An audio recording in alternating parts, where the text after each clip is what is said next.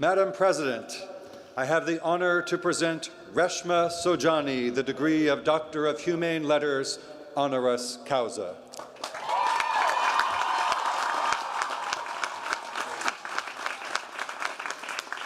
Reshma Saujani, activist and founder of Girls Who Code. A leading activist for gender equality, you have exposed some of this country's most glaring inequities. More importantly, you have provided solutions. Your groundbreaking nonprofit organization, Girls Who Code, is galvanizing girls and young women around the world to see themselves as leaders in the tech industry, a place where they have not always been welcome. The inspiration for Girls Who Code came to you in 2010 as you campaigned as the first Indian American woman to run for Congress. While visiting classrooms along your campaign route, you kept asking yourself, why are there so few girls in computing classes? You vowed to make a change. Today, the impact of Girls Who Code is clear. 10,000 Girls Who Code clubs exist across America, and more than 600,000 girls have participated in programs offered by your organization.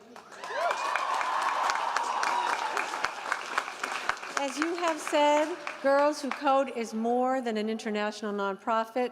We are a movement. Not wanting to rest on these laurels, you're also a leading voice in the effort to change discourse around girls' self-esteem. Your influential TED Talk, Teach Girls Bravery, Not Perfection, sparked a national conversation about the need to socialize girls to be risk takers and to find power in their imperfections. If we can do that, you have said, we will build a better world for each and every one of us.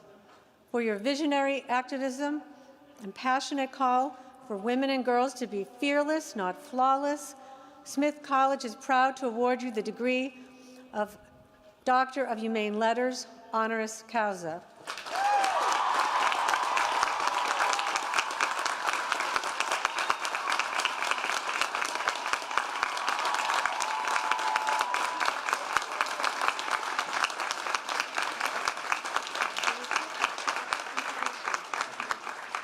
And now it is my great pleasure and honor to present your 2023 commencement speaker, Reshma Saujani.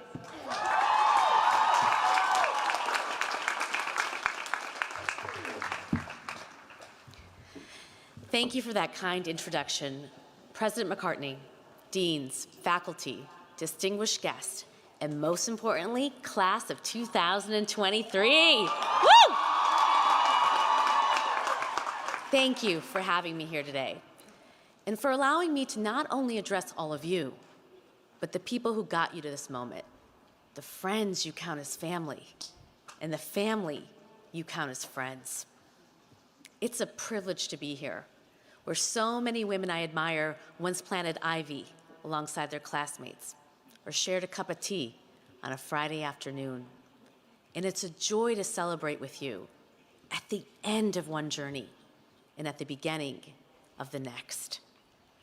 I think a lot about how I can support tomorrow's leaders, especially women, non-binary folks, and gender non-conforming individuals. I created an organization that's literally taught hundreds of thousands of girls to code. And now I'm leading a movement to put moms first in a country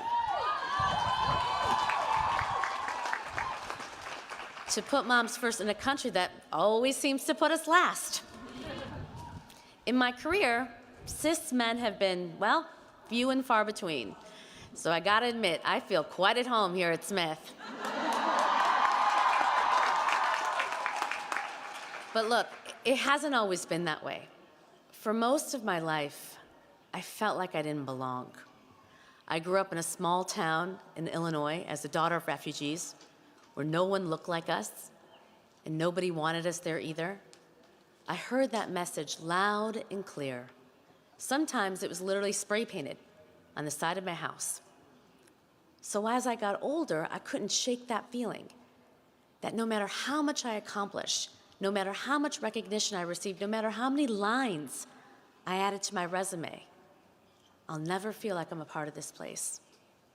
So I tried to fade into the background, where at least if I didn't fit in, I wouldn't be found out. When I got into Yale Law School, I would sit in the back and just slouch and raise my hand a little like this, terrified to answer the question, even when I knew the answer. When my classmates went off to white shoe law firms, I followed suit and bought a suit, disguising myself, someone else's job. When I ran for office, I stopped wearing my favorite gold hoops and my red lipstick, thinking that I had to be someone else to succeed. Fake it till you make it, right? Maybe that experience sounds familiar. Maybe you've walked into a room and thought, I feel like such a fraud here. Or maybe you've heard friends and moms and other women talk on TikTok about their feelings of self-doubt.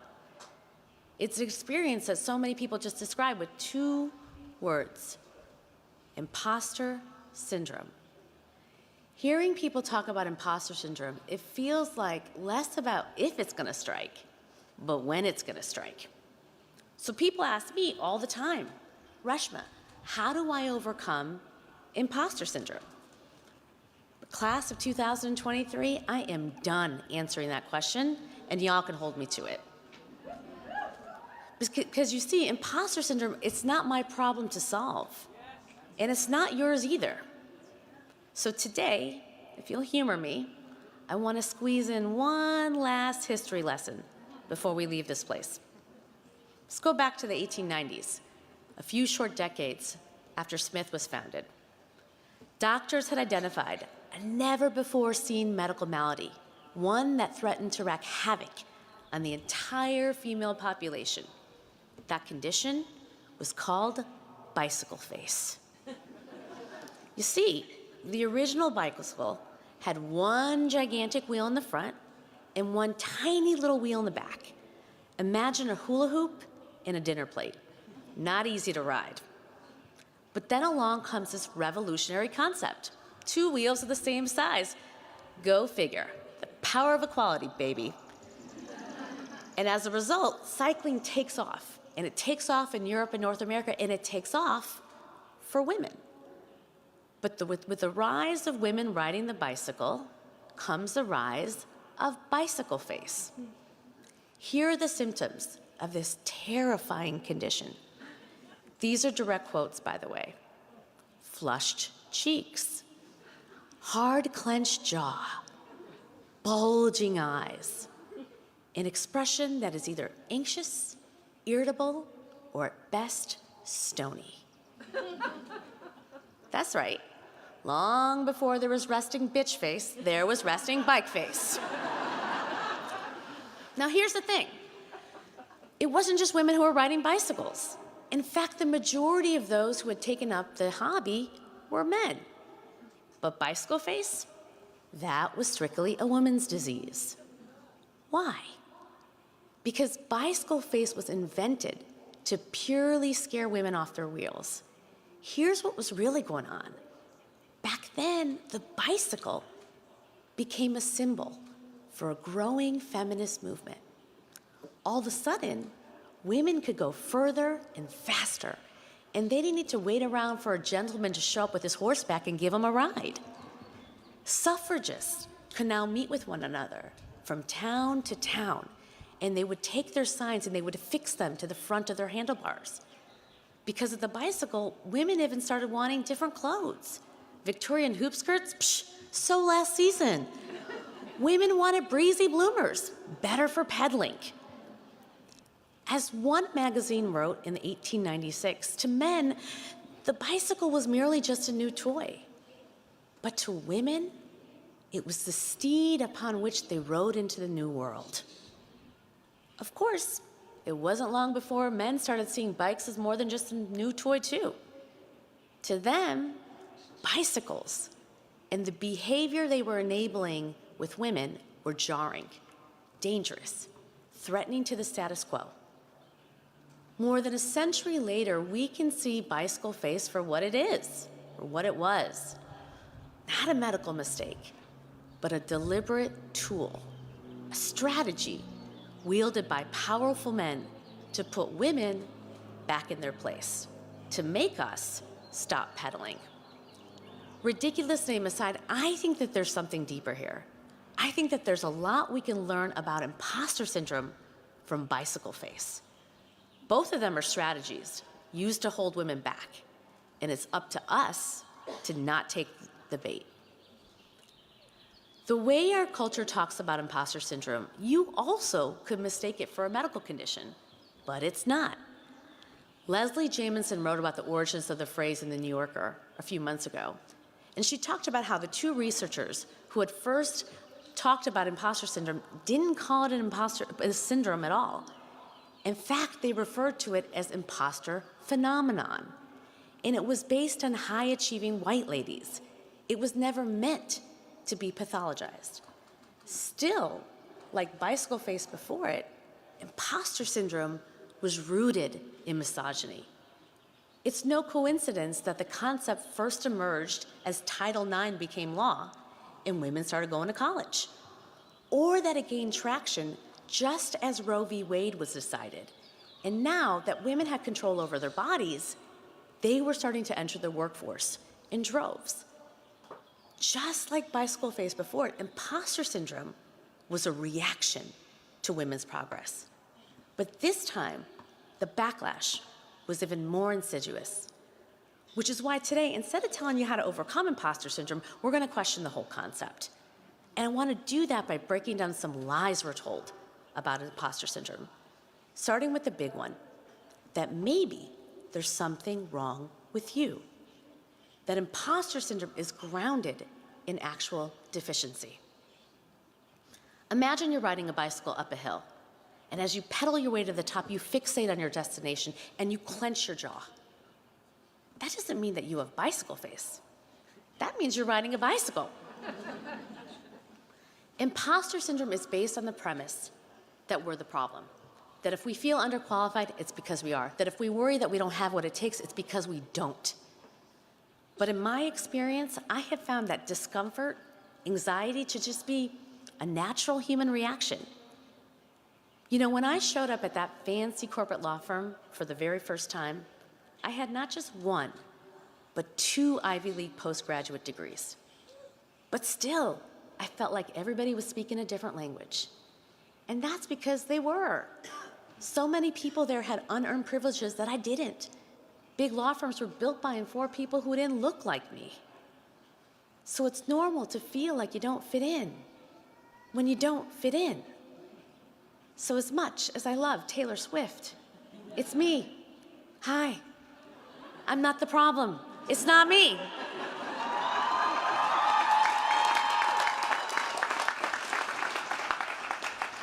And it's not my responsibility to fix the problem. That's our second lie. That's your job to fix yourself. If your face is flush at the end of a bicycle ride, I wouldn't tell you to powder your nose. But that's pretty much what we do when it comes to imposter syndrome. That's the message that we send to you all, that it's your job to make it go away, or at least cover it up. I'm sure you've heard all the tips and tricks. Get yourself a mentor. Learn how to say no. Power pose your way to the top.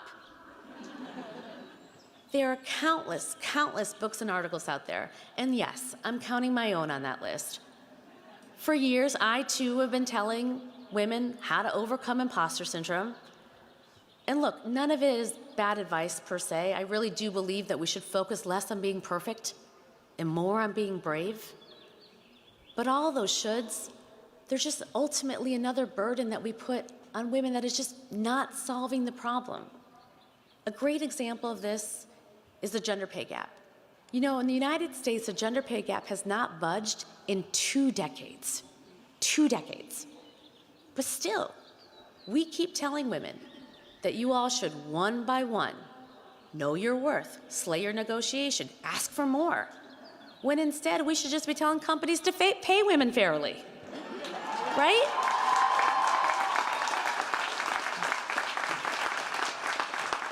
Provide salary transparency, offer paid leave and childcare, both proven to close the pay gap. Companies, not individual women.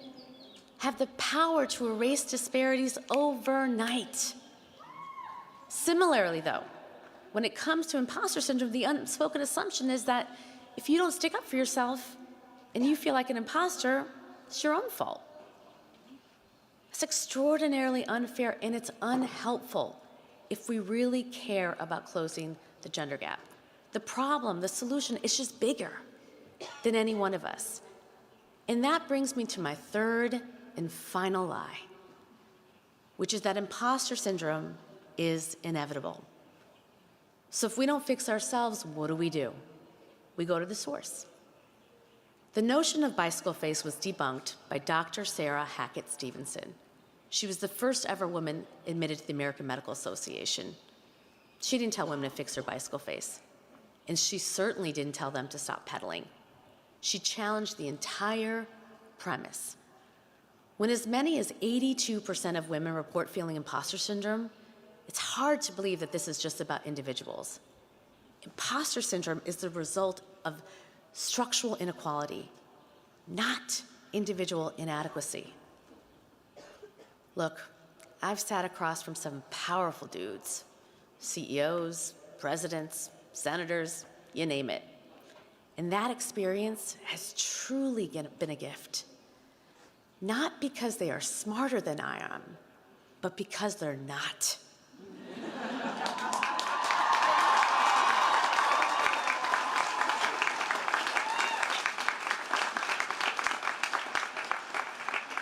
I told you about the hundreds of thousands of girls that I've taught to code. Well, any one of them could run circles around these dudes. But it took me 30 years to learn this lesson. And this is why I'm sharing it with you today, because right here, right now, I need you to know this. It's never been about whether we're qualified enough, smart enough, prepared enough. If you are here today, it is because you are. Instead, it's always been about the political, the financial, the culture barriers that are designed to keep us out of these rooms in the first place. It's leaders who look around and tell women the biggest problem facing you is not childcare or paid leave or misogyny. The biggest problem is you. Which is all to say that imposter syndrome, it's a distraction. It's a strategy. It's a way to keep our concentration on our own alleged inadequacies so we don't turn it towards the sexism, the racism, the classism, the homophobia, the transphobia that is baked into the system in the first place.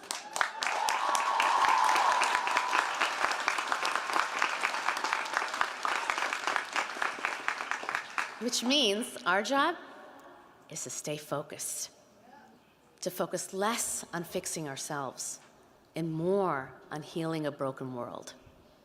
Now, for many of you, I know this work is not new. Marginalized people, women of color, we've been leading the fight against systematic injustice for generations. And your generation has been fighting the status quo your whole lives.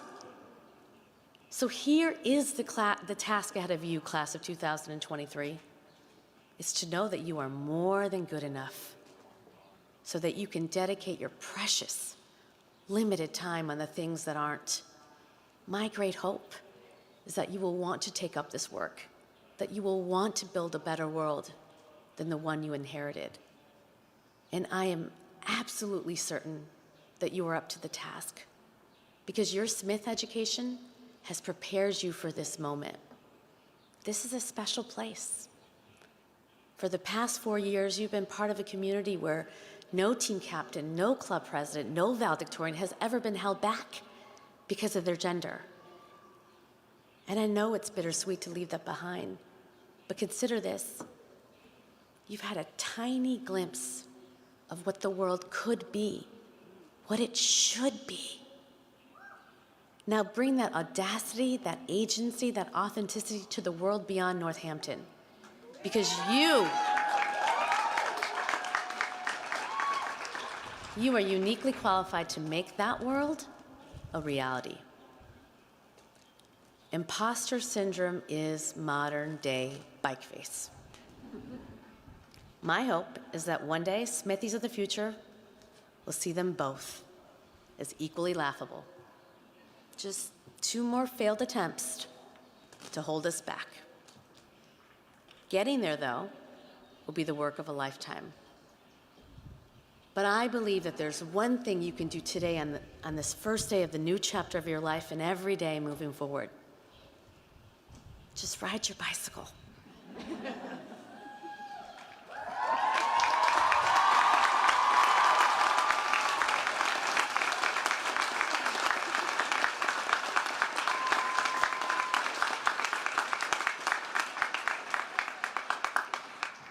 And what I mean by that is pursue what you want to pursue, as if imposter syndrome is just two made-up words on a page, because they are.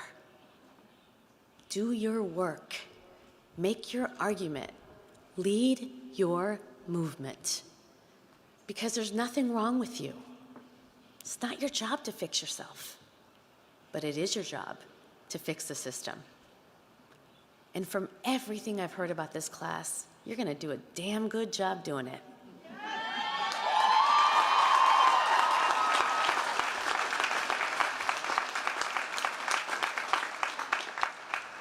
Because you have what it takes to lead. And you have an entire community. Because if you fall, they are right here to pick you up. So start pedaling. Feel the sun on your face. Feel the wind in your hair. Feel the joy. Feel the freedom. Feel the love. Congratulations, class of 2023, on reaching this incredible milestone. You're ready. Go.